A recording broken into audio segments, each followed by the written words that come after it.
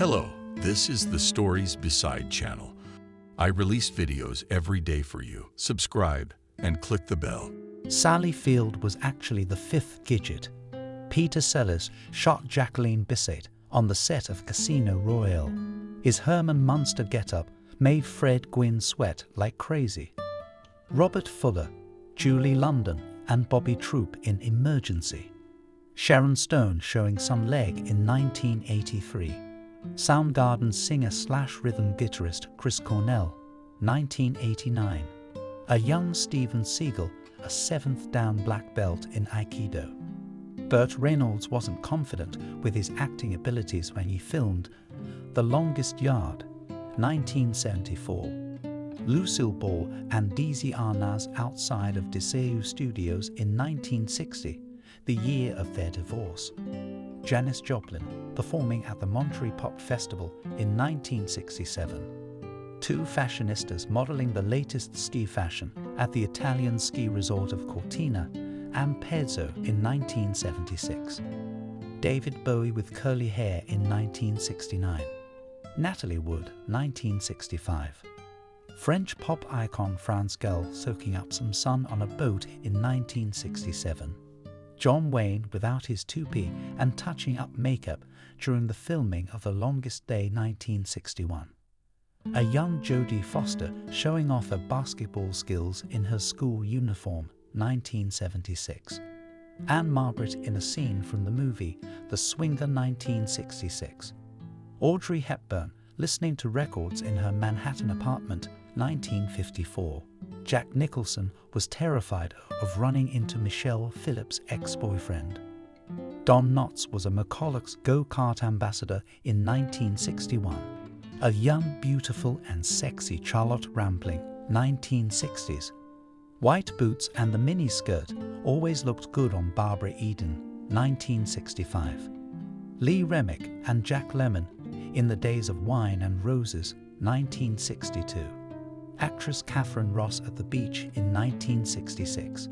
Faye Dunaway, The Blonde Sex Kitten, 1960s. Stevie Ray Vaughan was still figuring things out in 1979.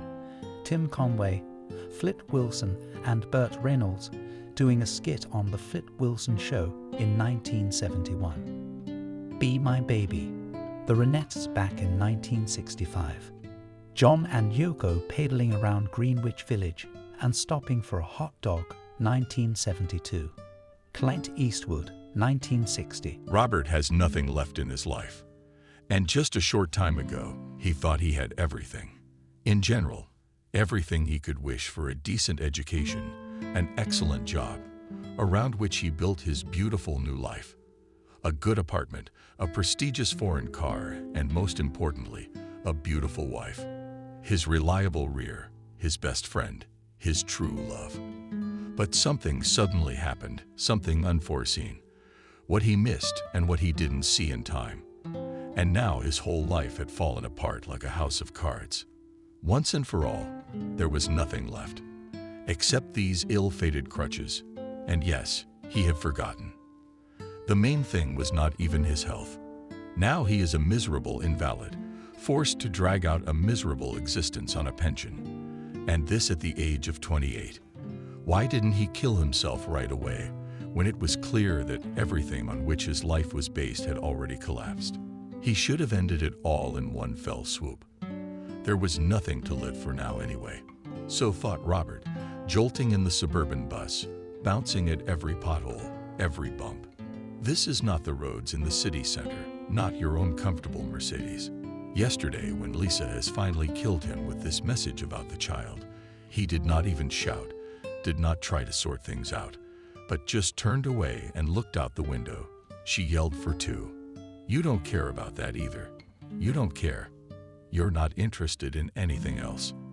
You're sitting in a deep out, and you're not going to do anything about it. What for? He turned to her. Why should I do anything now?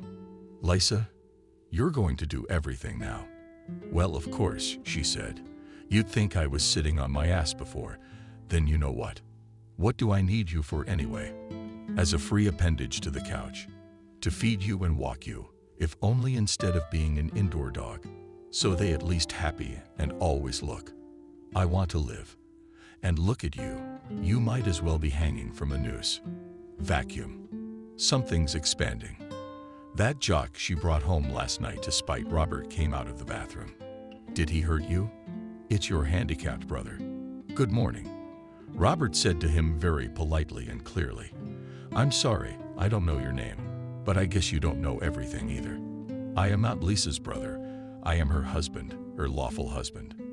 But that shouldn't bother you in any way, he added, looking quietly around the long eyes of the jock, who, trying to move in the situation, dazed, transferred his eyes from him to Lisa. I'll go quietly now, Robert said. Can you feel at home? Well, maybe not exactly at home. How much is she? He nodded at Lisa. Will that let you? My time is up. Yours is probably just coming. Good luck with that. And Robert got up and poked around to the closet, picking up his bag. Before, such a procedure would have taken him 5 minutes, no more. Now a good hour. He dragged everything back and forth across the apartment, trying to get this and that. Lisa and her lover left at once, slamming the door, apparently, so they wouldn't have to look at the pathetic sight he was now. Finally, everything was packed. And what had been forgotten? The hell with it. It's like they say, you don't cry by the hair when you take your head off. Robert sighed heavily, took one last look around this hard-earned apartment, where he and Lisa had been so happy. When with a great effort he lifted the backpack, somehow he threw it on his shoulders, picked up the second crutch, and went out of the house. I put my keys under the mat. If he had to find his cell phone, he turned it off and threw it in his backpack in the near future. He had absolutely no plans to communicate with anyone. He took the subway to the bus station, then waited 2 hours for the bus to arrive. Goodbye, Lay. Goodbye to my stable life. Goodbye hopes and dreams. Hello, dear village swamp, from which he was. I don't think he's going back there after all. No, he won't. What for? Just to delay the inevitable end. To drink himself to death like his father, or die of his own handicap in a cold and cashless winter. And to have to explain something to his mother and sister, to listen to their sighs, and to look into the triumphant eyes of relatives, neighbors, and so-called friends. They were all just waiting for this upstart to fall off that unattainable tire they thought you dared to climb. And now, they were waiting. They sure as hell were right. Life is a lousy thing. And fate is a villain too. And there's no such thing as beggars from the backwoods with no lineage and no tribe to make it in life. That's only in movies and cheap novels. There you go, Robert, with your face on the pavement. You don't get it. Here's another one just to make sure you understand. He's not going to make it to his home village. He'll get off at a couple of stations. There might be a stronger branch in the woods, and you can make a noose out of rags. That's what Robert did. He came out somewhere among the fields, not far from the edge of the forest. It was a pity, but the weather was too good. It was summer, beautiful. The sun was shining. The birds were singing. At a time like this, even the most fate-abused colleague still wants to. Oh, how it would be desirable to hope for something. For example, to lie on this sunny hillside at times some fragrant grass, to breathe deeply and the air is saturated with joy. And look into the high blue sky. And then to fall asleep and not remember the grief about their misfortunes and hardships, all to forget, as in a terrible dream. Let it be like a dream within a dream, and awaken from it with astonishment to shake his head and laugh in relief. It would be a dream, and everything would be the same again. While Robert dreamed so much lying on the grass, the gentle sunshine, already going to sunset, and a light breeze. He closed his eyes and fell asleep for the first time in months. He fell into a normal, healthy and sound sleep, without drugs or sleeping pills, not in anxiety and worry, but with a smile on his half-open lips, like when you were a child, when you lay like that in a serene field and looked at the slowly creeping clouds with reluctant thoughts. And then all thoughts leave you, and you yourself seem to dissolve among those white, fluffy, howling celestial featherbeds. Hey, someone's insistent voice broke through the fog, still enveloping his angle of vision and the clap. But wake up, I tell you. And he's pretty sensitive. A pat on the cheeks. Come on, open your eyes. But no problem. The voice drifted away again and stopped bothering him, and he fell back into the comfort of my mind. Suddenly, he heard his own scream, and the darkness burst into a scalding flash, and the scream was repeated, and Robert was himself again, sitting on the hillside. Only it was already twilight all around him, the purple gloom thickening, and someone had poured a bucket of ice-cold water on him with a swing. Water stung his head with needles, ran down his neck, shoulders, down his neck to the ground, even got into his pants. "What's the matter with you? Dazed?" Robert muttered, finally focusing his vision on the human figure clearly in front of him. "Why so?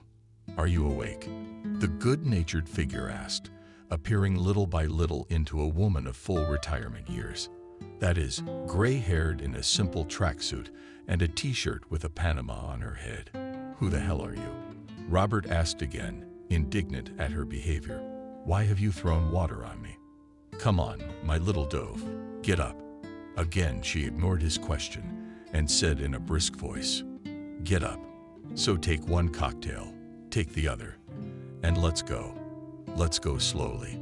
That's good." Robert was guilty of her insistence, really got up on his feet. He was so caught up that he could hardly feel them. It's strange that in a couple of hours it can't even be like that. Or could it? God knows. He's an invalid now, and you can't even sleep outdoors for an hour. Suddenly, Robert was so pissed off. This whole stupid situation. That grandmother is weird. Dragging him to the middle of nowhere and nowhere for what? What the hell did he want with her? He shouted in anger and threw one crutch. "Who asked you to touch me anyway?" And he tossed his backpack into the grass. "What the hell is going on?" The woman only stepped back a little and stood in front of him, looking at him calmly and silently. Robert shouted something else, waving his hands, letting off steam, so to speak. Then he threw the second crutch, and, unable to stand without support, he sank to the ground, covered his head with his hands and cried. Quietly, pitifully, like a little child. But that was all. The woman came up to him again, handed him the crutches, took his backpack out of the tall grass, drew a handkerchief from his pocket, and lost his face in tears, like a baby. "Now come on, honey," affectionately she said, "because the sun will be going down soon." Robert no longer protested or screamed. The last of his moral strength had left him. And apparently, so had his thoughts and feelings. He just followed this strange woman. He walked like a tethered calf. He could hardly stop mangling his legs and asked no questions. So they walked for quite a long time. A very long way for Robert in general. Twice they sat down to rest. The woman gave him water to drink and a thermos of delicious and cool water. Then they walked through the woods again. Then another field. Then it became quite dark, and Robert could not understand where they were going, what roads. He only tried to be careful not to fall in the dark, into some pothole. But the woman, apparently, knew the way well and warned him carefully. "There are roots sticking out of the ground here. Well, and now a hole. It's good. We will come to it soon. A little bit left." In this way, they crawled to what seemed to Robert to be abandoned country houses. However, some kind of life was still going on in the gatehouse, about 15 meters from the entrance, through the rusty old-fashioned gate with a broken barrier. A faint light was on, and a barking dog came out to meet them. "Well, Nada, well," said the woman to her and her own. And the dog, having given up his yapping, wagged his tail and wiped out at her. "Hello, Jack." Robert's companion knocked on the window of the gatehouse from behind the not tightly closed door. There was a clattering and a coughing sound. "Adams, are you there?" A squabbling head and a small bent, and an old man squinted in the crevice. Out into the darkness I came. And who else? "Now all assembled, we can close," jokingly threw the woman and pulled something out of her backpack. Here's your order." Oh, the old man was delighted. "Thank you, Adams. Who's that with you?" "I'll tell you tomorrow." "Good night, Jack." "Good night," said the watchman, not too contentedly, and turning to ask something louder, for Adams and Robert were going away down the path. He's not the sort to get rowdy. No, of course not, his woman was sure. He wouldn't make a fuss with crutches, would he? That's true. The old man yawned and sat down on the bench near his home. He smokes a cigarette. For a good night's sleep, Robert and the old woman walked almost to the end of the alley of the cottage village. And nowhere was there a single light. The house they needed was practically near the woods. Pulling back a simple shield, the landlady said to Robert, "You wait here for a while. I will tell John that I have not returned alone, or he will be angry." "John?" Robert asked again, not expecting to find the old lady living here with anyone. "All right, you'd think." He had some choice. Then, interrupting his sad thoughts, the door to the house, which was already lit, burst open, and the whole huge dog barked at him with a deafening bark. Robert, familiar with the dog's habits, warning raised one crutch. But the dog, without running, stood up a bit and sniffed noisily, determining whether the stranger came dangerously or not. John's voice rang out in surprise and escort. "Don't scare the man. Let's go inside." And she walked back out into the yard to help Robert up the steps to the porch. "Don't be afraid of him. He's not mean at all. Just shows what a good guard he is. Come on, John. Let's go." "I'm not afraid of dogs," Robert said quietly. "Not used to it." "That's good," nodded the landlady. "Come in and sit down. We'll have supper now." "John." "Well, you, of course. I'm feeding you now. Yes, feeding my sweet boy. You're my good boy." Sue, the hostess with the dog, who was just as much spinning around her bag, from which the different ones were pulled out into the light. And no wonder in groceries. Soon everything was ready and fed. John sprawled under the table, sniffing noisily. And in front of Robert appeared a full plate of deliciously flotsomy pasta in the country version, with stew and fried onions. He somehow woke up just a vicious appetite. And he pounced on his portion, just like John did on his dog bowl the other day. The lady of the cottage was sitting across from him, eating neatly from a small plate, looking at Robert and smiling. Then the kettle whistled and cups and saucers appeared, cookies and jam. Robert ate, drank, and contemplated the surroundings of the house in which he had so unexpectedly found himself. All the more so because the woman still said nothing about herself or asked him anything. It was rather cozy and somehow nice. Robert was not good at comparisons and descriptions. If asked, he would have said that the cottage reminded him of the country houses of his grandmother, the only person who had truly loved him as a little boy. Robert would often run away from the architect's house to his grandmother's.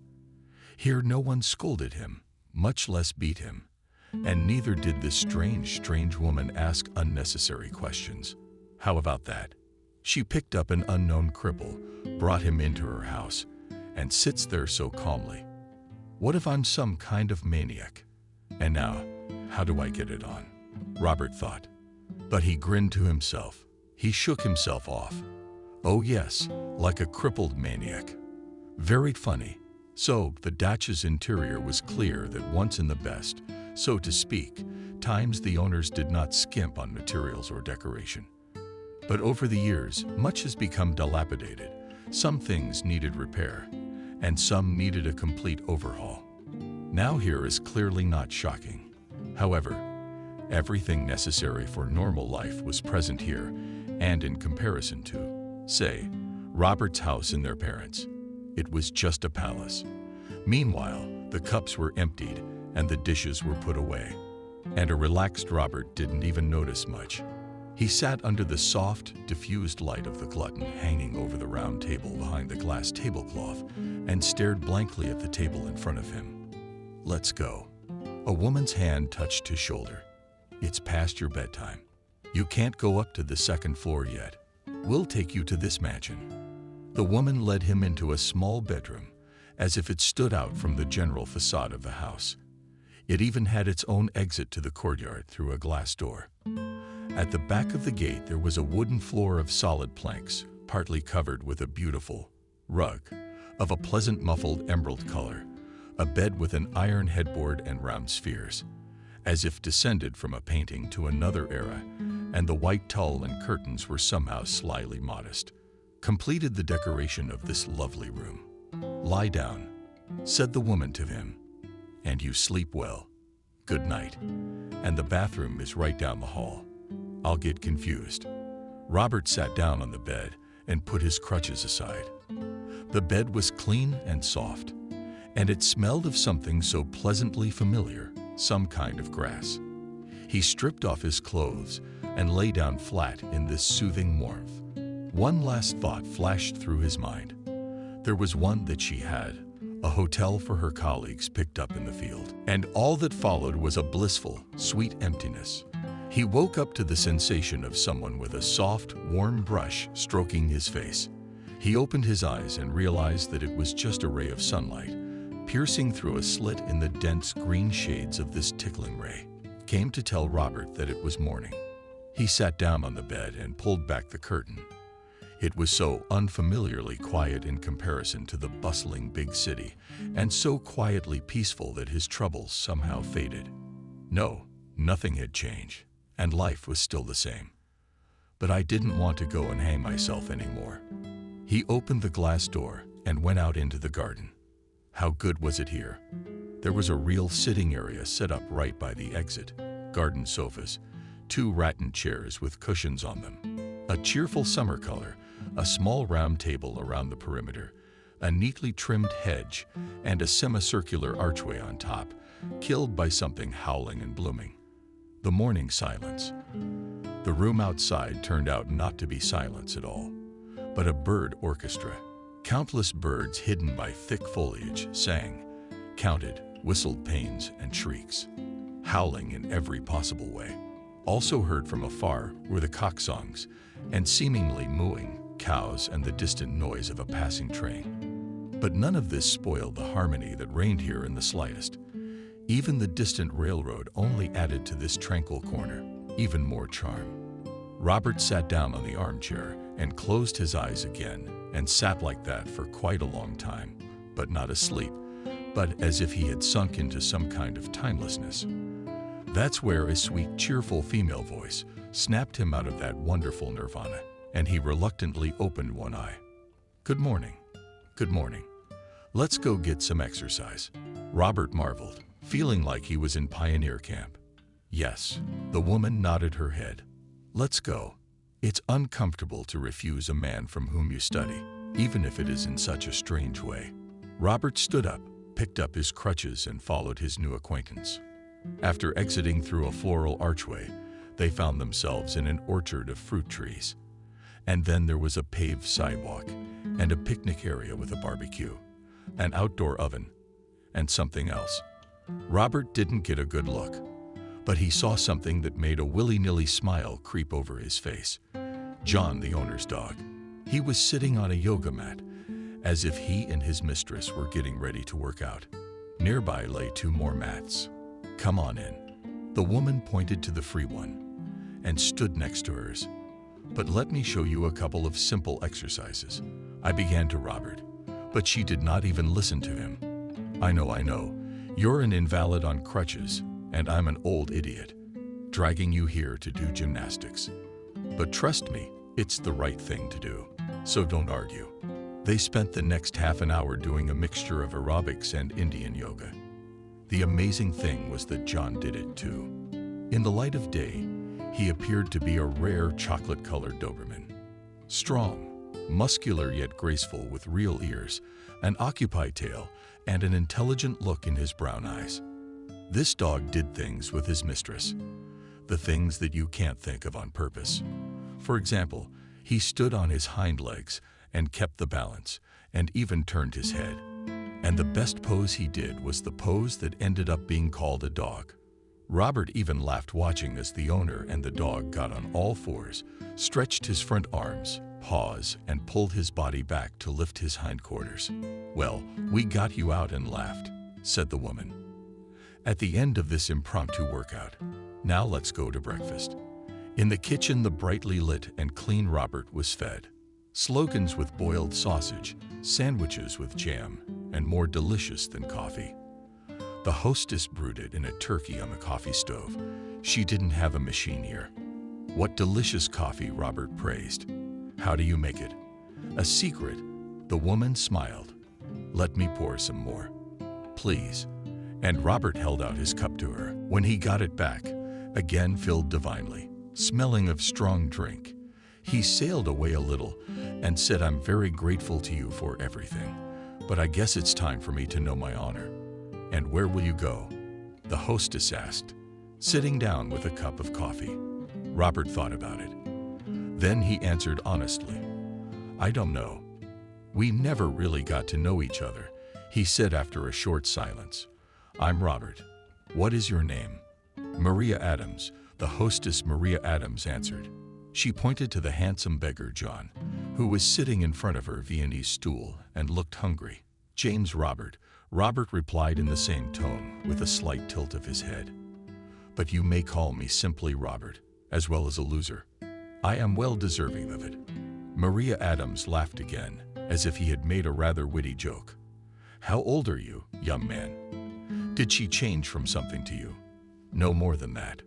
30, 28, Robert muttered, irritated by her offensive laughter. 28, she put her hands up, gesturing mockingly in amazement. Is it really okay to label yourself at that age, whatever you have going on there? At what age can you? And what do you?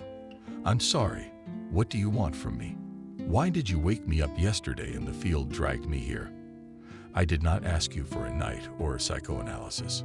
Of course, nodded the hostess. But as for me, if for the second night in a row I see a young man lying in a clear field with no signs of alcohol intoxication, how can I pass by? Second night in a row. Puzzled, Robert interrogated. How do you mean? Like this. I know this is a great surprise for you, but I did see you in the same place yesterday and the night before. Wait, worriedly, said Robert. I do not understand what date it is today. He reached into his pocket for his bus ticket. June 22, Maria Adams told him. Do you need a year? No, muttered Robert, looking at the ticket. It had the date June 20, 2015 in blue ink. He stared intensely at the numbers, thinking, how could it be that an entire 24 hours had just dropped out of his life? It happens that way, Maria Adams said, as if guessing his thoughts. It happens from the strong nervous shock of stress, especially in combination with prolonged insomnia. Are you a doctor? Robert said, half questioning, half affirming. And he stared at her. You're beginning to understand something. Yes, the hostess nodded. And my oath doesn't allow me to pass by someone in need of help. Oath. Again, Robert didn't understand, and then he guessed. The Hippocratic Oath. That's what Maria Adams said. No such thing as an ex-doctor.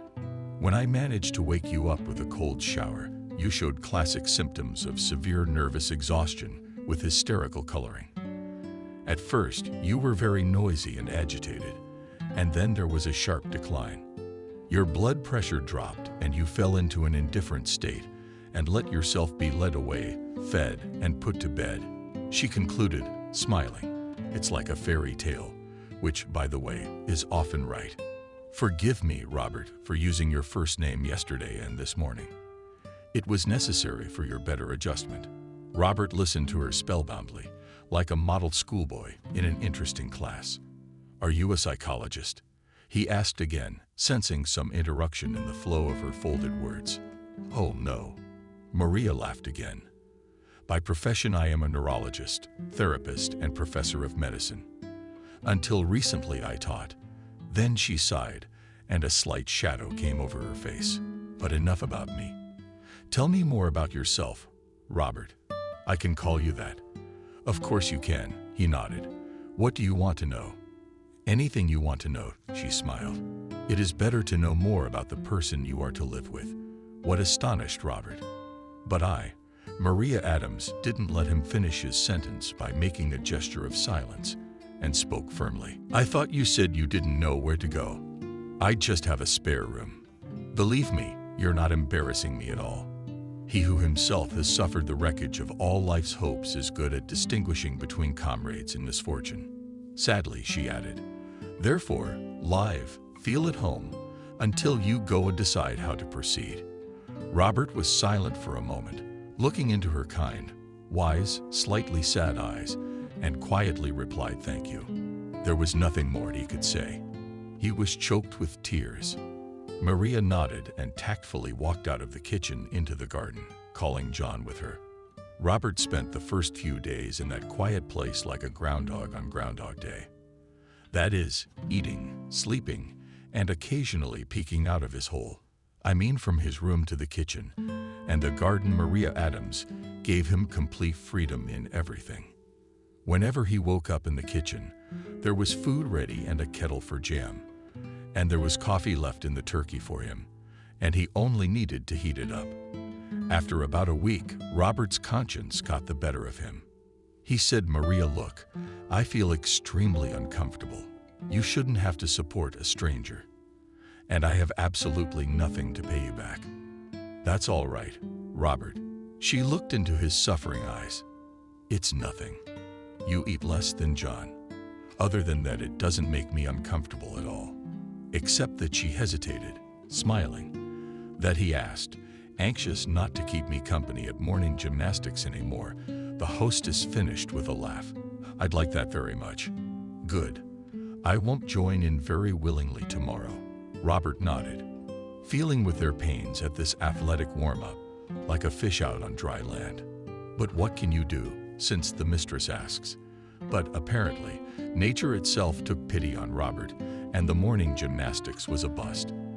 In the evening, the sky was covered with clouds. Strong wind and rain started falling during the night. Soon, it turned into a real downpour, with torrents of water not toppling from the tire, lightning splitting the velvet into a black sky, and thunder rumbling, such that the whole house twitched and groaned. John crawled under the bed in his landlady's room on the second floor, and in the particularly violent rumblings, he called out in horror at the celestial spectacle. Robert couldn't sleep. Neither, apparently, was Maria. He heard her go down into the kitchen and rustle something softly. Eventually, he got tired of lying awake and got up too, and quietly reached for the closed kitchen door. "May I join you?"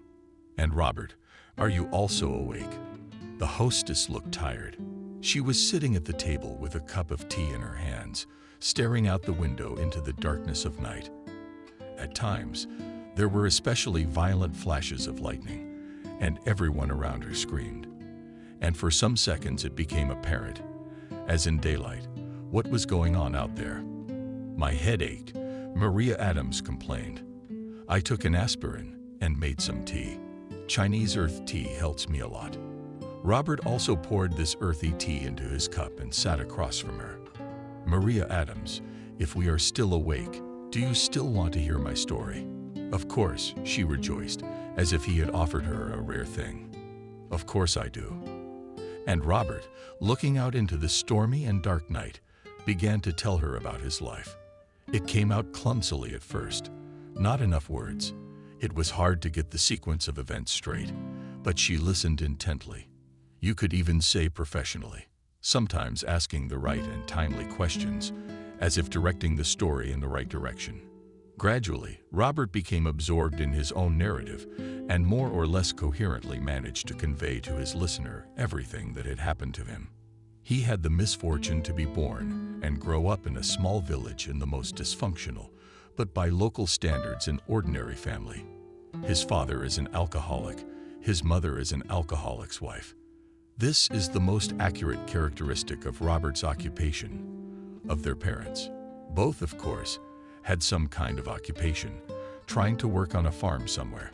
But it is unlikely that they could remember the details. My whole life revolved around my father's rampant drunkenness and the hardships of home life.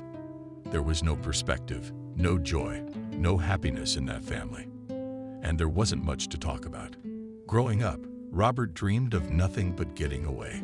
To get away from here as soon as possible and never come back. It became especially longing after Babka's death. Barely finishing 9th grade, he pulled out the money that his grandmother had given him with a trembling hand before her death, wrapped in a tin old box from something to the outside, keeping it safe from his father. Then Robert hid that box in a safe place and then re-hid it 2 more times before he died, afraid they would find it and deprive him of this one chance to get out of here on a cross-country train. Got to Milwaukee and saved on everything, even the bus, and went. Like his grandmother had taught him to look for a convent retreat. She had come here once when she was younger and had seen the place. The boy got confused, asked everybody, spent the night at a railway station, but the next day he finally found the monastery. He knocked at the gate. They opened the gate, let him in and fed him. Then some strict monk came and his eyes were as if they could see right through you, and he would ask Robert why he came to them. "You have come to God, my son. Do you want to serve him?" "No," answered the boy honestly. "I want to find a job, and I have nowhere to live." And he told everything to the truth, without concealing anything and without making up anything, as his grandmother told him. The priest listened and nodded, and then said, "Well, you can live. You'll have to find a job and a place to live for a week. We don't have a free inn, but we give honest people a place to stay. Remember, boy, time is our greatest resource, and we must all know how to use it." Robert, the council understood and understood. To spend the night at the monastery, he got up before light and came to the monastery courtyard to help with anything. I would have gone to town too. Yes, he knew that the townspeople got up late, and it was useless to look for work there so early in the morning. The monks, who were already fiddling with their chores, looked at the boy approvingly and gave him a front for a useful activity to eat breakfast with everyone else. Robert took his bag and left, providently leaving the cherished tin box in the room where he slept. He walked around the city all day, begging here and there. But in the evening, he came back with nothing. This went on for several days, and finally, by the end of the allotted period, he got lucky. At one pizzeria was a vacancy, and he was hired for a trial period. True, the housing problem was not solved, but Robert was happy about that too. As long as the summer is warm, he'd get by somehow, and then we'd see. He said goodbye to the monks and got his first real job in his life. After the trial period, he was hired as a staff member as a courier and was even given a bicycle. During this time, he spent the night in an abandoned house on the outskirts of town, rising early to walk to the place, and once a week he went to a public bath. The question of food solved itself. Employees were fed here, but in winter it would not have worked, and we had to think of something. An incident helped. One day Robert, as usual, delivered pizzas, and at one address helped the guard, who ordered a pizza, to break up 2 ferocious men who were drunk with each other in a dogfight. At the noise and commotion, the owner of the big house himself came over, and seeing how the boy had handled the big chip, asked him where he had learned to handle the dog so well. Robert replied that he had worked part-time in the countryside as a shepherd boy and had seen more than that. The farmer's herd was guarded by 3 dogs just like them, and there were all kinds of incidents, even fought off wolves with them. The man nodded and suggested Robert try working for him in the kennel. And the good thing about that offer was that he could live here in decent conditions. Robert liked this new job very much. He loved animals, most of all dogs.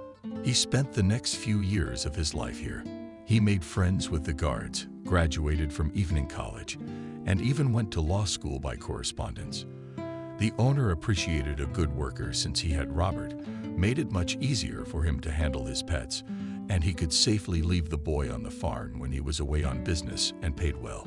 Babka's stash was being added to little by little, and the confidence that he would get his way was growing day by day. Working hard, Robert was still able to enter the law school.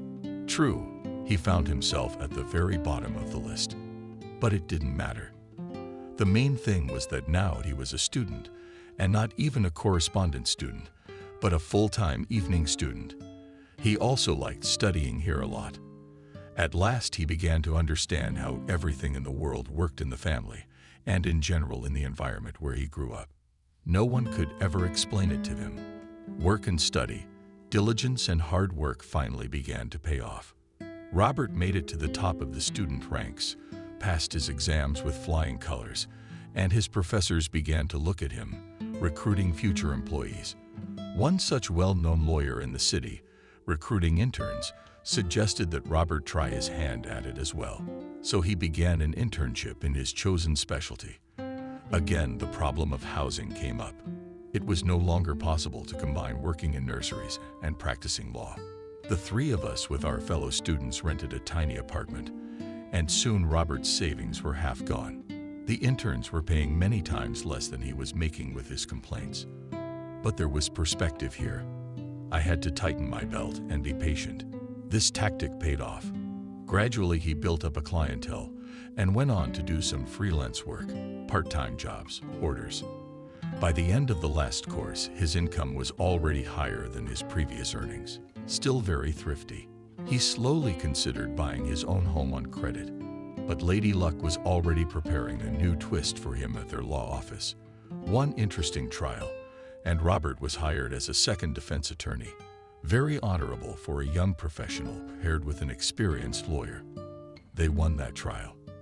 And after the final trial, he was approached by a man who introduced himself as one of the partners of a cool California law firm. He gave Robert his card and offered to come in for an interview. That was the beginning of his dizzying career. The winning climb up the social ladder. What's more, he took the high-speed elevator to the top floor of a major skyscraper. Everything spun and rushed with fantastic speed. And now he is a leading lawyer, head of department, deputy head, director of one of the subsidiaries. After only 2 years, he already had everything he wanted. Sometimes I could not even believe myself. Now he was no longer a country boy, without the slightest clue as to how life works. Robert had become an accomplished lawyer, a highly skilled professional, and a very successful man. And he bought a spacious loft-style studio on a high floor of a modern apartment complex, and he got a good car. And even for once he had some free time. True, not much, but even that was just a luxury. Against the backdrop of all the hard work of recent years, and in this free time, which he once spent with friends in the bar of one of the many restaurants, she, his first and only love of his joy, Sunny, came to him. Sweet Lisa, unsophisticated in relationships, he revealed all of himself to her at once and unconditionally, and she rejoiced in her rare good fortune. Such a successful guide and unmarried, and even without much of a past, I mean without ex-wives, without children and other obligations. They dated for a short time and were soon married. Lisa took the bull by the horns. She was a capital girl herself. Well, not really. From a castle far away, where I didn't like to talk about my family. She knew her way around the California scene like a fish in water, and the only thing she lacked to turn herself around properly was money. But Robert was already very experienced in the part of life regulated by law. He didn't know the other part of it at all, and so he was still the same boy at heart, ready to give all his love to the first one, who caresses him. The young wife enthusiastically began to arrange her new beautiful life. The first thing she decided to do was to sell the loft and take out a bigger mortgage, and in a different neighborhood somewhere near a park, closer to quiet residential neighborhoods. When we have kids, they'll need to live somewhere away from the noise and the gum, Lisa told him, smiling. Robert happily agreed. And so it went. She decided, he agreed, she needed an upscale car, not for the status of a cool lawyer to drive a Toyota. And how could she do without a car? She needs one too. She needs a new Gucci bag. Does he really think she's gonna show up at his corporate retreat in these clothes? Yeah, Robert's coworkers are gonna laugh at us. You want an Italian kitchen set? No, nothing less. These are poor people. You have to buy local furniture to a high standard if you want to continue to succeed. And Robert bought and bought and bought and bought and bought and bought and bought and bought and bought and bought and worked like a damn man again. After all, it all had to be paid for, and he was just happy with his life at last. Everything he had worked for, everything he had achieved, had gained meaning. Now he had something to live for. He had a real, normal family, so unlike the hopeless nightmare of his parents' existence. And Lisa was arranging her newly acquired family nest, a beautiful 2-bedroom apartment near the center on the waterfront. The monthly expenses were monstrous compared to what Robert was spending on his own. He hadn't realized before that women needed so many things: manicures, pedicures, hair salons, fitness cosmetologists, not to mention clothes. You're an old man in trouble now, too. Friends laughed as they passed a glass of scotch. On those rare moments when they could get him in the company. Wait till the kids come home, then you'll be screwed. Robert laughed with everyone else, thinking how goddamn lucky he was. And then doom did come, but not quite the same as in the angry, friendly jokes. The beginning was altogether terrific.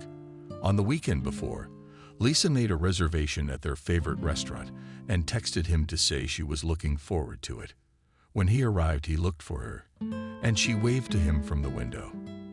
As beautiful as ever, as if from the cover of a fashion magazine. "Hello, darling." She gently lost her velvet cheeks against his chin. "I have a surprise. Or rather, even two." And in the eyes of the sly flames, he was silent, smiling and waiting with one eye. "Here you go." She handed him an envelope. "There were 2 airline tickets to Venice with the anniversary of the road, but I haven't figured out what to get you for almost a month yet. This is our present together." She laughed. "The whole tour hasn't been paid for yet. I've only paid in advance." "Good," he stroked her hand. "I'll have to reschedule some things, but I'll try. And the second one's a surprise. And the second one you'll get when we're in Venice." His wife promised him, but it didn't turn out as planned. On the way to the airport, the cab skidded on the slippery road, and they had an accident. Lisa was almost unharmed, but Robert badly injured his spine. When he regained consciousness in the hospital room, his wife was sitting next to him, crying. "Come on, baby," he told her. "Don't get upset. It's going to be okay." "No," she suddenly shouted with anger. "No, it won't. The doctor said your rehabilitation will take years." "Years? Do you understand what we will live on?" Robert closed his eyes and tried to concentrate. So calmly, without panic, he opened them again and spoke, suffering from the incoming pain and with an effort, moving his lips. "Lisa, the baby. We'll think of something. I promise. Your promises are worthless now." And she ran out of the room in tears. He was discharged 2 months later. She did not come very often, and he was well aware of all the work that was now thrust upon her, poor thing. They had no particular savings. Despite their outward prosperity, on the contrary, they were in debt. They lived beyond their means, like the vast majority of the successful middle class in quotes. Robert returned home to their comfortable apartment on these very crutches. Lisa was still in the same nervously hysterical state. When he asked what was wrong with her, she began to shout something like, "Don't you see and don't you understand? Everything is falling apart. There is no money. The loans are not paid." And she burst into tears as Lisa collapsed on the couch. Robert picking closer, but nothing is lost yet. "I'll go back to work. I'll go to rehab. I'll get out again in the process.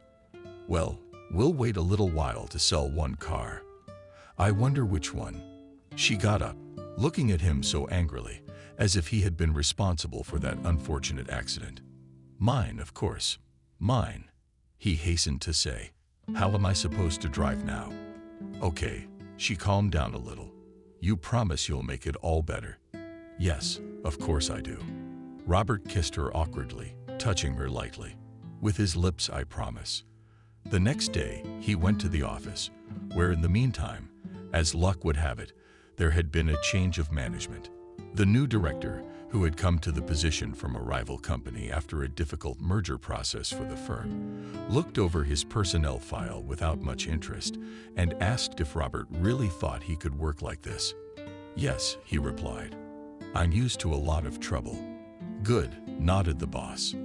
Then you can go right now and join the new unit as a probationary assistant to one of the departments, right?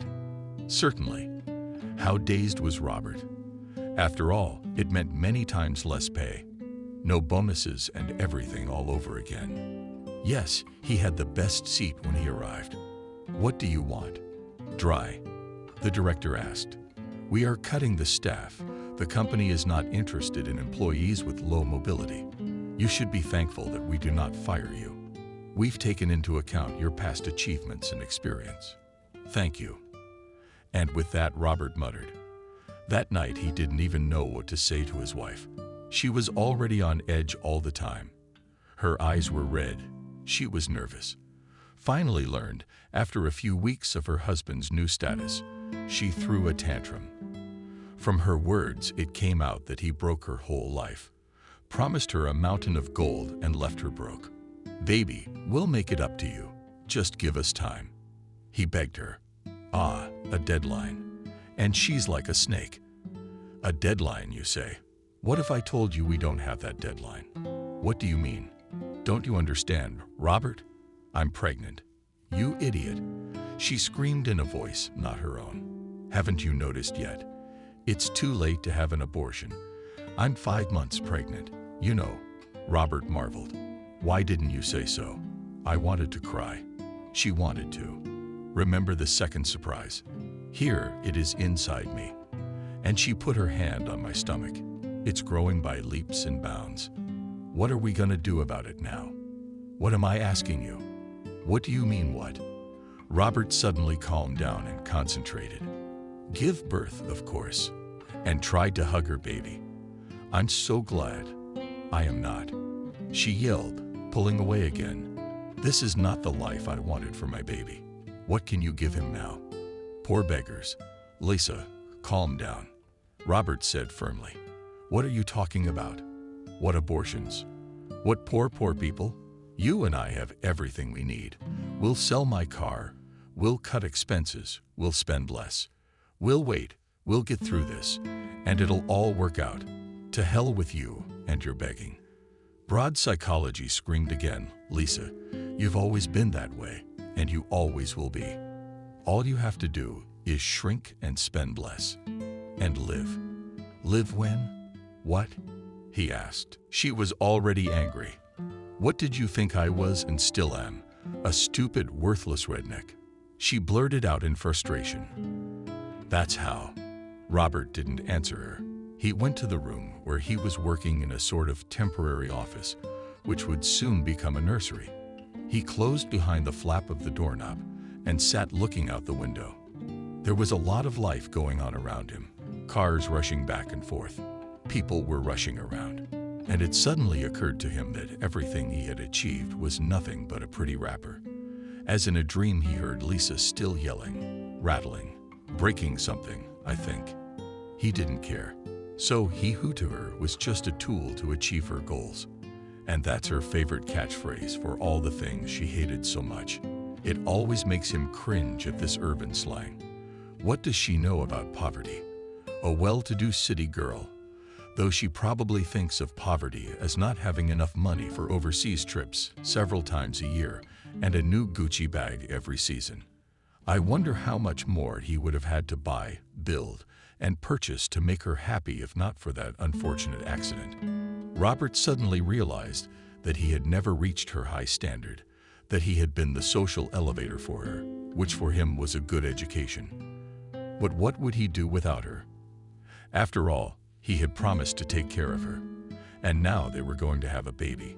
No matter what, it was their child and his own blood. He wouldn't even allow the thought of leaving Lisa behind, whatever she thought of him there. And their baby, after all. It's not her fault he is the way he is. Maybe she really should live her life the way she thinks is right. Who says his opinion is the only right one, and everything else is just women's nerves, hormones. She's going through a 100% hard time right now, and she needs to be supported. Having come to that thought, he left the room and wandered off to see where his wife was, but she was nowhere to be found. She didn't answer her phone either. Robert began to worry. He called and wrote 100 times and was about to go looking for her. But then she wrote that she had gone to her mother and would be there tomorrow. But at least she showed up, and thank you for that. He lay down on the sofa and began to think about how to fix the situation. He did not work much in this state. It was true. So he had to put all his energies into treatment.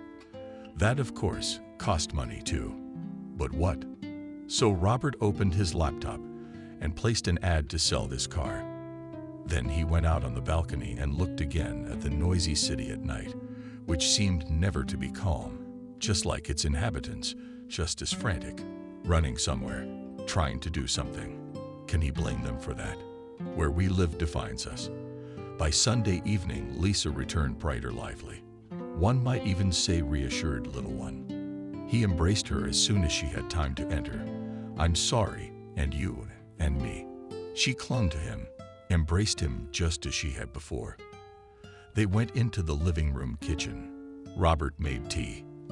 Lisa got out some homemade goodies. They talked and sat and discussed what they were going to do. She softened her stance a little. She agreed that yes, it was nobody's fault. And now was not a good time for expenses. I proudly showed him my latest purchase of a manicure lamp I will make myself. She announced, smiling. We'll save a lot of money. Robert smiled. You're good, and I already have a buyer for the car. He's coming tomorrow to look at it. We'll be fine. Really? Don't worry about it.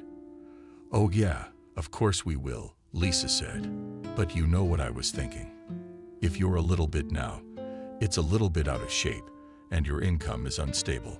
Then it can come and bailiffs for arrears on the loan. Really? Well, Robert answered theoretically, but I'll try not to let it come to that.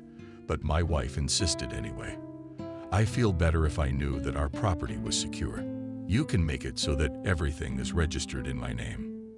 You could, Robert said, without a second thought. If you draw up a prenuptial agreement, though, still credit obligations, but we'll pay them off now, in part, with the money from the sale of the Merc. Then the bank will probably agree. That's how happy Lisa was. Let's do so, dear, so I'm not afraid to live. I beg you. There were tears in her eyes. All right, no problem. He was glad that he could still do something to reassure her. I'll make an appointment with the notary tomorrow. Sure. What about you? The baby is fine. Give me your hand. She smiled and put his big warm palm on her already visibly swollen tummy, covered only by the robe. At first he felt nothing but her pleasant and close warmth, but suddenly there was a distinct jolt. Then another. He raised his happy eyes to her in amazement. Did it hurt you? No, she laughed. It's just that it looks like your son is going to be a soccer player. My son. He exhaled and took her in his arms. A week later, they made a contract, according to which all property, both jointly acquired and acquired by Robert before the marriage, became Lisa's sole property. You understand all the consequences, the treatment of such a transaction? Asked him the woman notary. Of course, he nodded. I myself am a lawyer by training. Then I don't need to explain to you in detail, she nodded. Don't forget to tell your creditors. Oh yes, he was well aware of the consequences. And they, as if determined to test his strength, did not fail to come rather quickly. A month later, he was fired from his job without explanation, not even allowed to see the general manager, and bashfully averted their eyes in the accounting department, issuing the calculation of the work card. Of course, he understood perfectly well what it was all about. Didn't pass the probationary period, didn't show the necessary efficiency. The company is not interested in employees with low mobility. It's okay, he told himself. I didn't get out of anything like that. I will find another job. I still have some money to spare. I'll have to stop rehab for a while. So what? We'll make it up to you later. Suck it. When he entered the apartment, he smiled at his wife. I have two pieces of news. One is good, and the other is also good. But it looks like he tried to turn it into a joke. Which one to start with? With the one which is not good, Lisa looked at him expectantly. No, let's start with the good one. He was still smiling, leaving one crutch in the check room. I open my own practice while online. I'll have another office later. Did you get fired?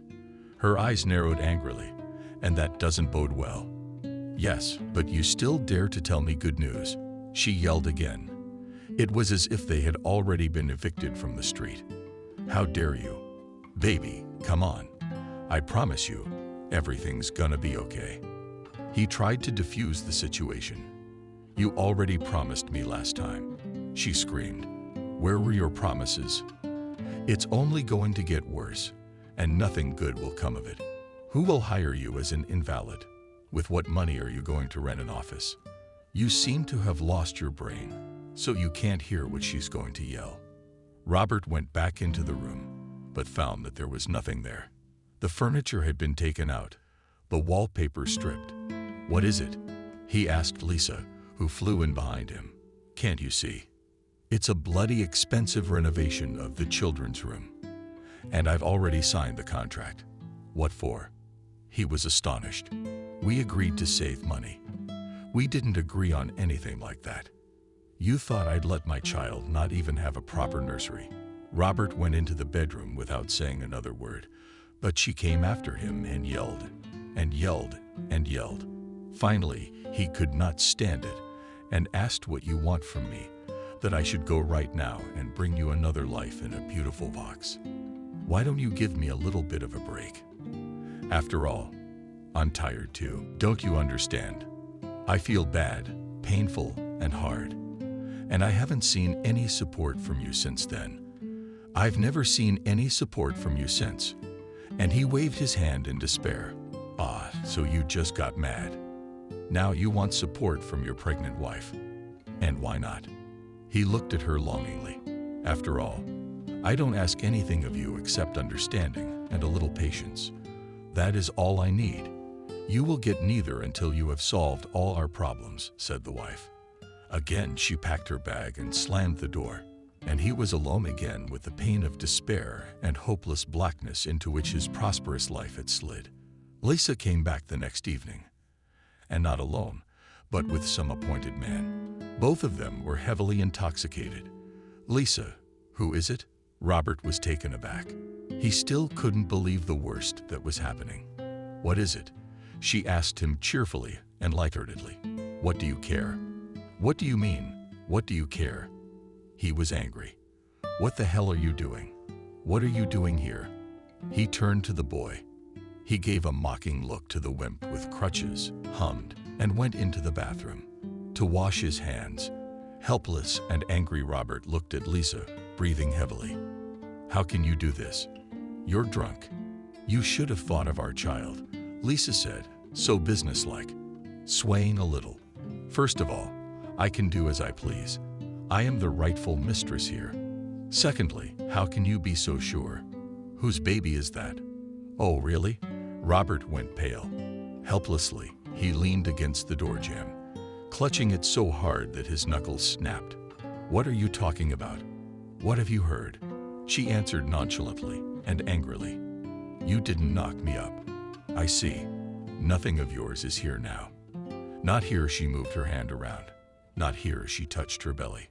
She walked away proudly down the corridor, as if she were in some bad, silly movie, adding to the tattered room by pulling up a chair. Awkwardly, leaning on his backrest, he dragged him inside, locked the door, sat down, and closed his eyes. Apparently, he sat like that all night. And in the morning he went out, packed his backpack, and left. And that was it. He finished his story. He sighed heavily.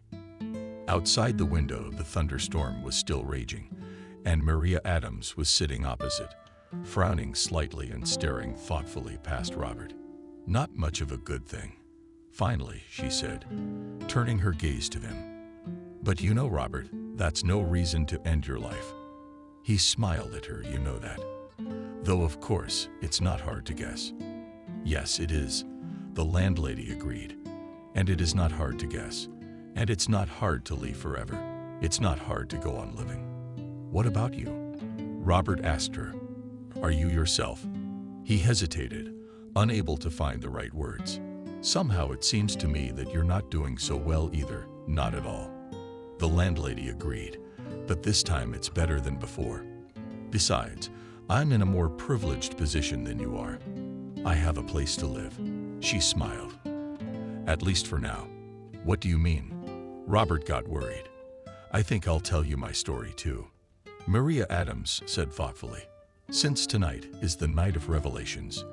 And that's what she told him. A few years ago, her life began a dark period after the death of her beloved husband. She and her husband had been living together for years. And then he left her overnight. A heart attack. Even doctors are not always able to recognize trouble in time. And medicine is still far from being omnipotent. Yes, he too was a famous surgeon. In his time, he invented his own method of several complicated operations. In essence, they lived a good life. At least, if it were possible to go back and change something, Maria would not change anything, except this last fateful day. But time had passed. Had the wound healed?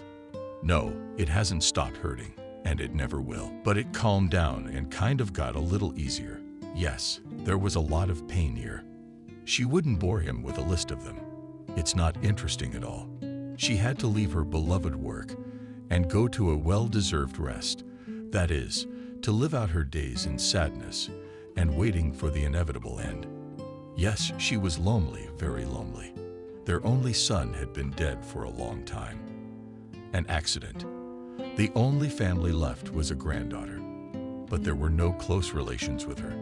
Daughter-in-law quickly married for the second time after her husband's death and did not want to keep in touch with her former father-in-law and mother-in-law. But not so long ago, about 3 years ago, the granddaughter showed up unexpectedly. She came to the widow and grandmother. Such a grown-up, already a beauty. She was about to get married herself, talking about it. Maria Adams involuntarily smiled.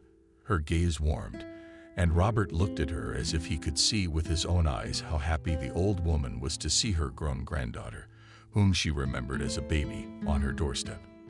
"Hello, Granny. You recognize me, Emily." Maria Adams splashed her hands. "Is it true? Are you me?" The girl laughed.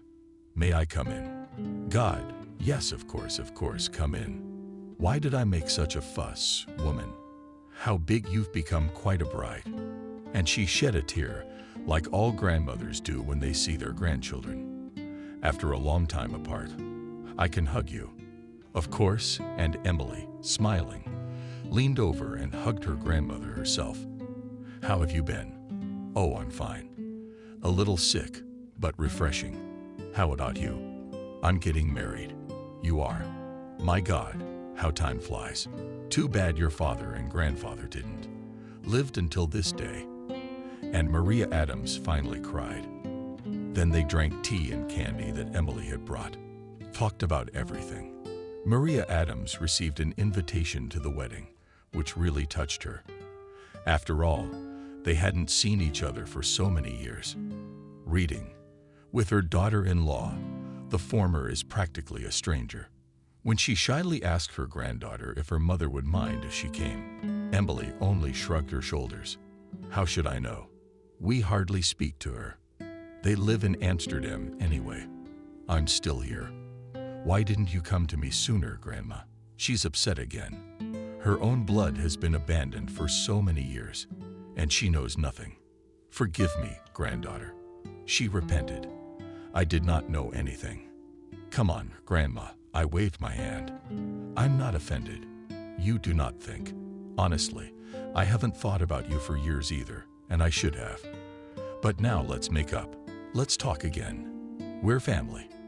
My darling, you've melted, my golden girl." They met a few more times. Emily would come, bring her groceries, do all sorts of things that the sick grandmother was having a hard time dealing with on her own. And soon she met her future husband. Maria liked him. A nice young man and educated. And he knew how to hold himself. Maria was happy again, found joy and the meaning of life again. When you are not alone, when your loved ones are with you, you can cope with any misfortune. About 2 weeks before the wedding, Emily and Max invited Maria to the restaurant to meet the parents of the groom. He has a normal family, and I have no parents. It's good to have you, Grandma, said her granddaughter. And in her voice the old woman could hear genuine joy and love. And after that dinner, which went without a hitch, Emily dropped in on her one evening. Grandma, do you want to talk? Yes. Dear grandmother was happy to talk to her beloved newfound granddaughter. I do not even know where to begin. And she made such a worried and sweet face that Maria even squeezed his heart in his chest from love and desire to help his dear daughter's blood. Anyway, Grandma, could you sign over your apartment to me? Emily asked, looking at her pitifully. What for? The woman marveled. After me, everything will be yours anyway. Who else would I leave it to? You know, Grandma, my granddaughter was a little too much.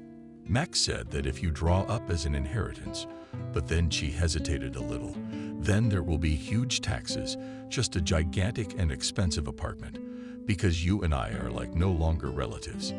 My stepfather adopted me. You probably don't know. Of course I don't know. Maria Adams flashed her arms. But if you do, don't worry about it. Grandma hugged her and kissed her. Everything will be the same as before. Nothing will change. We have a place to live. You've seen Max's parents. He's got a big 2-bedroom in NY. So it's okay. It's just so I don't have to run around with paperwork to prove I'm not a fool. Emily laughed. You've lived. You'll live. You believe me, don't you? And she looked again the way her little son had looked at Maria when he didn't get the toy he wanted. Lord, of course I believe you, my darling. And Maria hugged her granddaughter again. I have to go to the notary. Oh, do not worry, Grandma. We will not drag you through the lines at all these offices. Now everything can be done right in the MFC and everything. Max knows how to do it. He'll make an appointment. We'll take you by car right on time. Just make sure you're on time. Say it right. Okay. Okay. Maria Adams repeated after her granddaughter. Just as long as you're happy, darling. Need I tell you what happened next? With a sad chuckle, Maria Adams asked Robert. I can roughly imagine. He stretched out sympathetically. So they deceived you? Yes, she nodded her head. The older woman wiped away a tear. And I was like a fool, and I fell for it. As they say now. What exactly did you sign? Robert's professional interest woke up. I do not remember. She answered with a question to the question where she signed and signed. As in a fog everything was. I could only see the way out of that fog at the time. After Michael's death, they drove me, and they brought me back. And for a few more months I lived peacefully, as if nothing had happened. Emily came sometimes alone, sometimes with Max, and they postponed the wedding. They said they had to because of his father's illness. Well, then her voice wavered. These terrible memories were not easy for her. For the summer I, like every season, left here for the dacha, paid the communal rent for 3 months in advance. I left the keys with the chairman of our HOA and lived here for myself. And when she came back, the lock wouldn't open. I took a closer look, and it's not mine at all. What's wrong? I went to the housing office. I asked what's wrong with my door, or maybe there was a flood, and they picked the locks, and they told me there was no flood. You sold her apartment. Then my legs buckled, and my head started floating. I just opened my eyes, and you wouldn't believe it, Robert, just like you. All around me unfamiliar faces, all white. And they tell me it's been 3 days, like 3 days. What? Why a stroke? They say you have a grandmother, and now you have to keep it steady and not make any unnecessary moves. Otherwise something might happen again. And you know, I am not a stupid woman. I am a doctor, and I cannot even say a word. I just cry and cry. How long or short? They lifted me up on my feet, and even old acquaintances of mine were there to help me. I bow to them, but where should I go? In the winter, the apartment is not mine. Emily's not answering her phone. She's not at her address, and strangers say she never existed. I did not understand anything at first. Then after a few months, I realized that my own granddaughter left me. As they say, Maria grinned incredulously. And there you have it. I now live year-round here in this old dacha. A lot of electricity burns out in the winter. There is no gas heating here. I save almost all my pension in the summer, so as not to starve to death. But nothing, John and I have adapted. John, you're all I have left of my old life. He's my beautiful, smart, and international champion. Maria Adams proudly added, only an old man by dog standards. Just like me, in fact. So here we are with him, and cackles together. In the summer, we were foraging for something in the garden, even though I never liked it. All I wanted was flowers and a lawn, but I had to. We also picked mushrooms, berries, and different herbs. It's all right with the strong stuff, as long as we have something to squeak with. Maria grinned bitterly. And most importantly, where? What do you mean? Robert looked suspicious again. Has she gone out of your house? No, Maria Adams shook her head. At least I know nothing about it. And what does she need my dacha for? It costs nothing. And there are no conveniences. Besides, these cottages won't be standing for long. Why tear them down soon? Rumor has it some developer is buying up the land for cents. They say most of the neighbors have already bought it. There are so many of us who haven't sold out and still live here in the season. There are only a handful of us left. And in the winter, there are only 2 of us. No, it's just me and John. And the watchman. You've seen him. He has a similar story to mine. Only it's a long time ago. He and I live here together in this house in winter.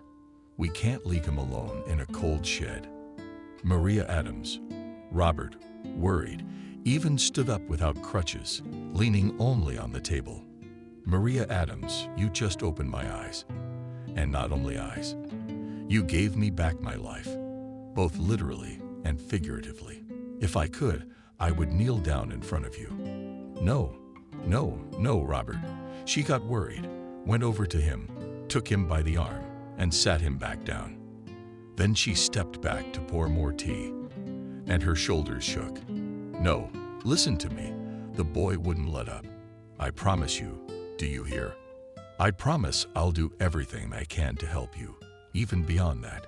We won't discuss the details now, but we'll do it tomorrow instead of the gymnastics. And suddenly he laughed lightly and cheerfully, as he had done before the whole thing with the marriage credits, and the accident, and losing everything. But now it seemed to him that he had not only lost everything, but on the contrary, he had gained experience, gained wisdom, gained faith in people. After all, there were good, kind people. One of them is sitting opposite and her eyes are red and sad and sick, and I want to help her so badly. She, not knowing him, helped him completely, saved him from trouble, from the noose, sheltered him, warmed him with her warmth. Yes, he not only worshipped her, he must kiss her feet for the rest of his life. And Robert also realized that it wasn't true that he had nothing left. His main resource, the one that had allowed him to make his way in life, was still there. No one would be able to take that resource away from him. He worked hard to get it. He studied mountains of special literature, thick codes of complex legislation, polished practice, polished successful advocacy. Education is not his bargaining chip. The card is a good, quality legal education. With it, he will help Maria get back what was stolen from her. What would it cost him? With such happy thoughts, he fell asleep. He awoke when the sun was high and not a trace of the previous night's downpour was left. Everything was singing and green again.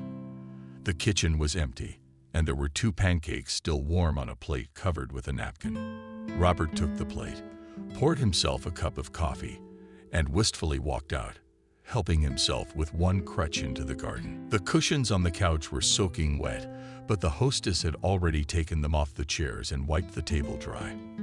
Robert sat down, began to eat his breakfast, and thought beside him. Immediately John was formed, and looking into his eyes with a devoted gaze, He swallowed his drool and impatiently stepped over his paws. The beggar laughed and tossed him the last piece of cheese. The dog flapped his mouth and caught the cheese on the fly.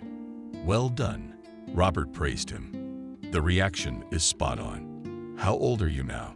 "They say you're old." "That's not true. You don't look old at all. Look, what a handsome man." Doberman, listening to these compliments, wrinkled his nose in the bright sunshine. "He will be 10 this year," said Maria Adams, stealthily coming up. "And I'm 67. No way." "Surprise, Robert. You look 55 at the most." "Really, don't you?" "Oh, come on. You're a terrible liar." The woman laughed. "I can't," Robert agreed. "And I don't lie. You do look well, though. Not that great, but better than a year and a half ago," she said. "Gymnastics helps me. It's my own thing. Remember I told you that I'm a Monopoly therapist and neurologist by profession. So I can't massage myself, but some exercises, even in static poses, are very conducive to the overall health of the body. And of course, the right diet. With the second component, John and I have no problems at all," she smiled. "My pension is just enough to buy the right ones. Our state takes care of us elderly people." "Thank you very much, Maria Adams, for a proper and tasty meal," smiled Robert. "Remember what I told you last night? It's time to get started." "Oh, Robert. And I was thinking," she began hesitantly, "maybe we don't have to go through all this.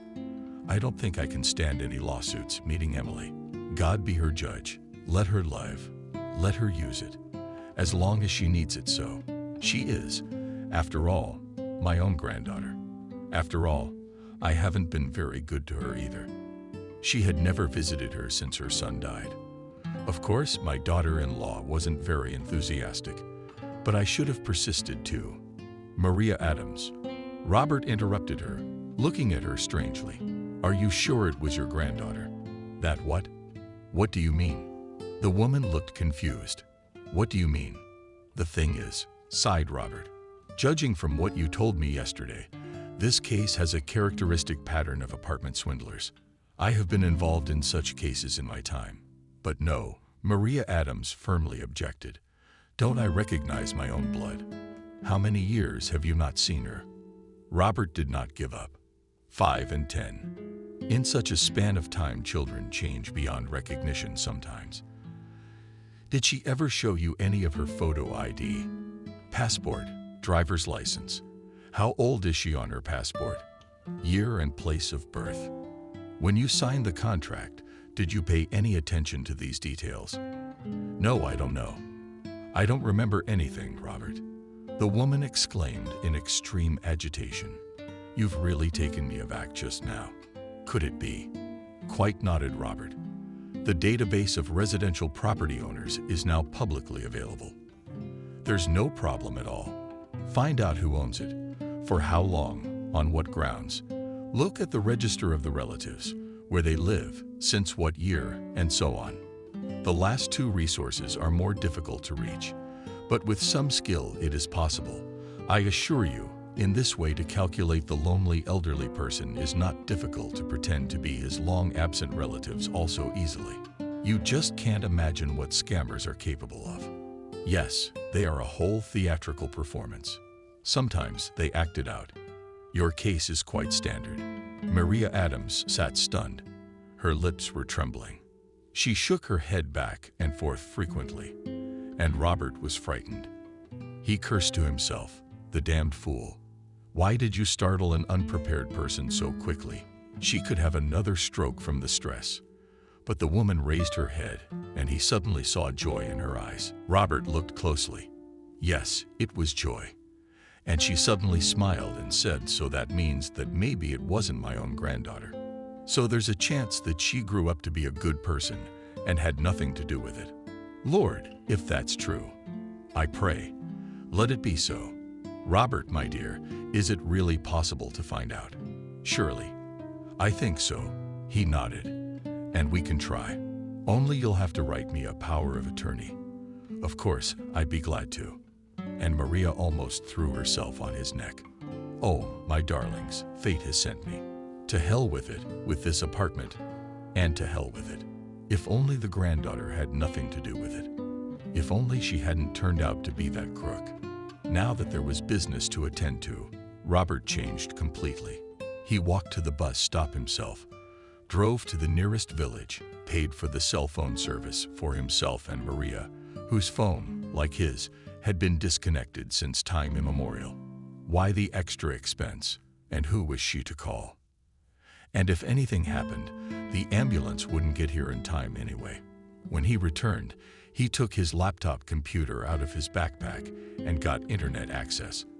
Fortunately, there was a cell tower nearby. And it all worked out, as he put it. For 3 days, he sat up all day and night, staring at the screen and looking at something, writing and calling and sorting things out. At last, without going into much detail, he told Maria that he had found a thread and took her to town to write out a power of attorney. They returned after dark, but Robert was noticeably amused. There in town, not far from the notary's office where they were, he went to a couple of other places, sat his companion down while he relaxed in a small, cozy cafe, and picked up some papers. "Tell me, dear Maria Adams," he asked her that evening, "does a last name, first name, middle name like Jenna Thompson mean anything to you? Was she born in 1992? No, the hostess was wary. And who is this party, according to your treaty? Robert answered. And seeing that she didn't understand, he explained more simply. She is the girl with whom you signed the deed of gift. As far as I understand, she can't be your granddaughter. Her name was Emily. And rightly so. Well, her middle name, she could have changed too. But her first name is very unlikely. And the year of her birth. What do you think of your granddaughter's year of birth? Emily thought about Maria Adams, and Emily seems to be in 90 or 91. So it's not her. But how did you know that, Robert? Quite simply, he said. I ordered an extract from the registry. But that wasn't all. There was another transaction after the gift, just at the beginning of last summer. A contract of sale between this Thompson and a Mexican citizen, Carlos Fernando. This, of course, is a front man. Now they are waiting for the 3-year period to expire, so that they do not have to pay unnecessary tax on income of individuals, and they will do it again. The scheme is well known, and we beat them to it. And Robert leaned back in his garden chair. And we'll give you your apartment back.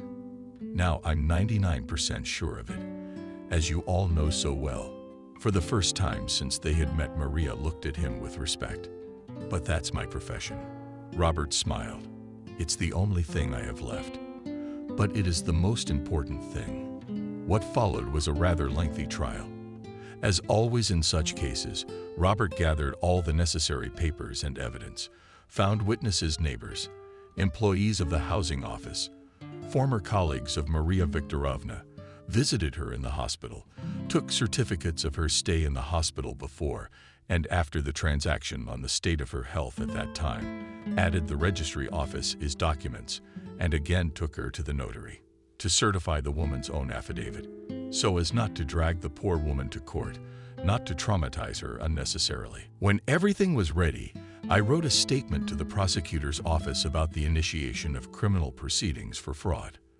The lady who played it out like a note, the role of a long-lost granddaughter, declared wanted in civil proceedings, and a few months later the court ruled to recognize both the original transaction of donation and the subsequent sale null and void, committed under the influence of grave circumstances and misleading one of the parties. That is, simply put, explained Robert, his savior of nice, your apartment is yours again. In addition, the guilty party, the same Thompson, should pay you compensation for the moral damage caused. True, only after she has been caught. And she's not the only one. She did not act alone, but with accomplices. This Max's alleged fiancé and his parents are also fake. All members of the same gang already. What with their participation? Several similar episodes were committed. All over delay in a week, I will go and get the judgment with the entry into force mark and submit it to the registry. And in another 2 or 3 weeks, I'll finally bring you the new documents for your apartment. Robert, I don't even know how to thank you." The older woman was touched. "What would John and I do without you? You gave me back my faith in people to live a normal life. You gave me back my granddaughter, even though I have not seen her for many years and probably never will see her again." She came up to him, hugged him tightly, firmly, and kissed him on both cheeks. "Thank you. Thank you so much. And you, Maria Adams, have you brought yourself back to me?" He answered her. "So you and I are completely even." Then he smiled slyly. "I have a little surprise for you, a bonus, so to speak. Look." He handed her a simple envelope. She opened it and took out a small photograph. On it was a young girl, blonde and smiling. She was standing somewhere on the beach by the sea, holding up her long hair with her hand, pulling it away from her face because of the strong wind. "Do you recognize her?" Robert asked her. "That's it. That's my Emily." "Yes." Maria looked at Robert questioningly. "Yes," he nodded. "It is your real granddaughter, Emily Williams. The last name is different now. She got married recently and lives in Canada now. Her mother moved there with her husband, and so did she. In 2005, I found her on social media, wrote her, explained the situation. And she responded, 'Let me know all this,' and sent me a picture for you. I printed it out. Where did you find her? What networks?" Once again, I did not understand. A woman is like that. Robert wondered how best to explain. Such virtual platforms for online correspondence and video meetings on the internet. "Do you have WhatsApp or Viber on your phone?" "No." Maria smiled. "Why should I? If you don't mind, I'll restore it for you. And then you can communicate with Emily, correspond, make video calls, and exchange photos." "Really?"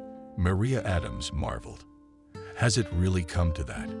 How long has it been?" Robert confirmed. "Soon, they will probably invent how to teleport objects and people." "Oh dear, I hope I won't live long enough to do that." Maria laughed. "So come on, Robert, please install those very nets for me." Gradually, the birds died down, and the ubiquitous, energetic John stopped scurrying about the grounds.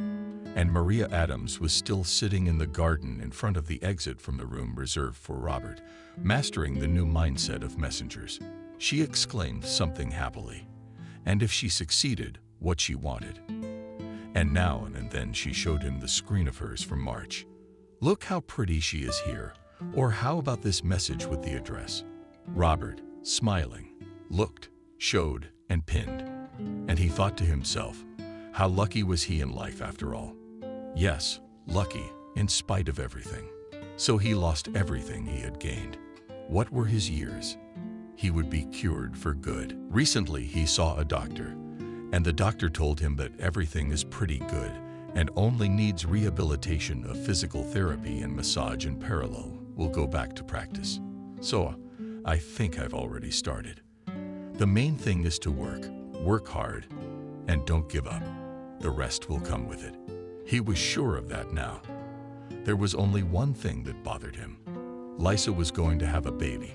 Was it really not his, or had she been talking out of spite? He had to find out for sure. By the end of the fall, Robert was without crutches. He was still limping, but that was nothing compared to what he had had to endure before. He moved back to the city, rented a tiny room in the middle of nowhere, way outside of downtown. But for now, it was all he had money for. He didn't think much of it, though. So where would he sleep? He worked hard, as always, started his own website, a virtual legal clinic. He was reinstated at the Bar Association and paid his dues. Occasionally visited Maria Adams in her city apartment, brought her favorite candy and John. Something to indulge in every time he withstood the defense, rejecting her persistent offers to move in with her. But look where I am alone in these rooms. I'm lonely here. I will come to you more often. Maria Adams will at least stay the night. Oh, please, Robert. Sometimes he would give in to her insistence and stay in the morning. She sang like a joyful crow and baked pancakes. Very tasty, by the way. Robert always joked that he stayed just for these pancakes, and John was very supportive of him. The pancakes would only appear when Robert stayed overnight. By the spring, he had opened a small law office of his own, making a promise to himself never to take a job for hire again. No matter what happened, and recruited partners from among the student interns, I don't want to be in that situation again, where an employer throws you out on the street as an unnecessary thing. He spoke Maria, and she quite understood him. Finally, at the end of the following summer, he made up his mind. He took out a clean, freshly dry-cleaned suit, unwrapped and ironed a new shirt, and shaved carefully. He stared in the mirror for a long time, trying to make out something known only to him. Then he resolutely exhaled, left the house, and drove to his old address. As he approached the painfully familiar door, he immediately heard the muffled cries of a child. His heart just jumped out of his chest and beat fast. Calm down, concentrate. He ordered himself and pressed the doorbell. Lisa herself opened the door for him, fat and unkempt, all something tortured. Such he had never seen her as before. He felt pity for her. "Who do you want?" she asked. She asked him, squinting strangely. He kept silent, staring at her in bewilderment. Could he have changed so much that she no longer recognized him? "Hello, Lisa," he squeezed out at last. "Didn't you recognize me?" "Robert?" she said, surprised, and held out her hand, groping at him like a blind woman. "What is the matter with you?" Suddenly he was horrified, and there was such tenderness, such pity, as if these terrible months of all the tragic and sad events, quarrels, scandals, and offenses had never happened. "My eyesight went down a lot after childbirth," she explained. "I leaned my head sideways and looked somewhere past him. It was a hard labor." He looked where she was looking and saw the baby crawling across the carpet toward the exit of the room. The baby looked pretty big already. He must be about a year old now. Why is he crawling? He should be starting to walk by now. It was like guessing his thoughts. Lisa said he has cerebral palsy. He can't walk yet, but he'll walk. He can't stand in the doorway forever. And the draught is not good for him, she added. They slammed the front door. "Shall we go in? Let's have some tea, shall we? Tell me how you're doing. You seem to be walking without sticks now." She asked me something else. She spoke indifferently, like an old acquaintance who happened to visit, and he barely listened. He looked only at the baby, who was squirming unnaturally, still trying to crawl, but doing very badly. Robert came over, took the baby in his arms, looked at him properly, smiled at him, and the baby suddenly smiled back at him too. And so changed at this time his tense information, a grimace of pain. His face became such a joyful, shining eyes that Robert felt cold in his chest and tears came to his eyes. He carefully put the baby back on the rug and sat down near the low table, where Lisa had brought teacups. Asked her one thing, "Is it mine?" "I do not know," she answered just as indifferently, as if she were talking about a stray puppy or a kitten. "You don't know." He almost choked on the incoming anger. "Yeah," she retorted. "How should I know?" He was suddenly startled to recognize in her new unfamiliar habits her mother, whom he'd only seen a few times. Lisa wasn't really interested in communicating with her. Robert shuddered at this recognition, and it all came flooding back, which it did. The pleasant memories immediately evaporated, but the baby he hadn't evaporated hadn't gone anywhere. He was here and needed help in his Robert and help. "I'm going to leave now," he told her, "but I'll be back soon. I'll take you to a good doctor one of these days. She specializes in just such cases. If she can't help you, she will certainly tell you who to go to." "What do you need it for?" Lisa asked lazily. "You want to make yourself look good and get it all back from me." "No," Robert grimaced. "I don't want anything from you. I only want to help him." And he nodded at the baby. "Okay," she shrugged indifferently. "Call." Maria Adams examined little Charles for a long time, groping, thin legs and arms. finally gave her verdict. The muscle tone of some is weak, of course, but it is correctable. Of course, you need surgery, and probably more than one. You were told to go to this clinic. Where are you registered? She asked Lisa, but she mumbled something incomprehensible. She and Robert looked at each other. They realized that she had given up on everything a long time ago and had made no attempt to deal with the health of her child. I will take him to the clinic, Robert said to Lisa. I'll pay for the surgeries. I'll take care of him. I'll pay child support. Don't you want to find out if he's yours first? She asked him mockingly.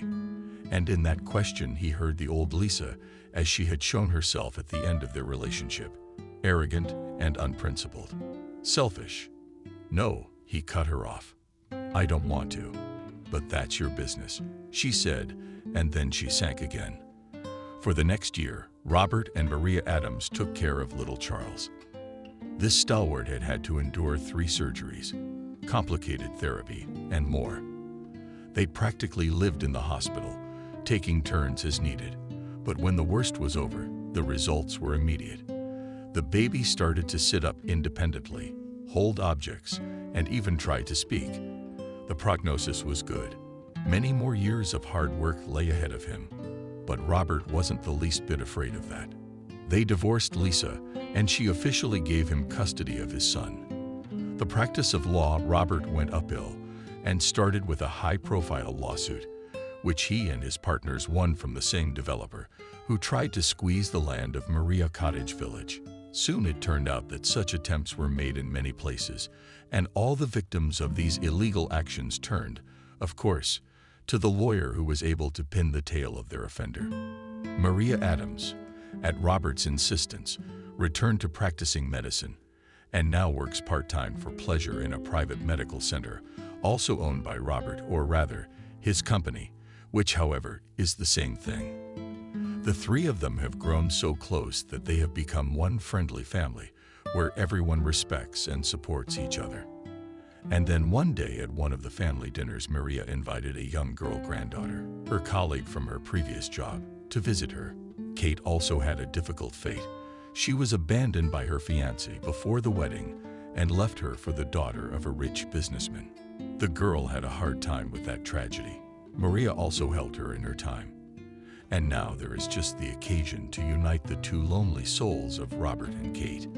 But they had no idea of the plans yet. The slyly smiling woman, and enjoyed her delicious apple pie.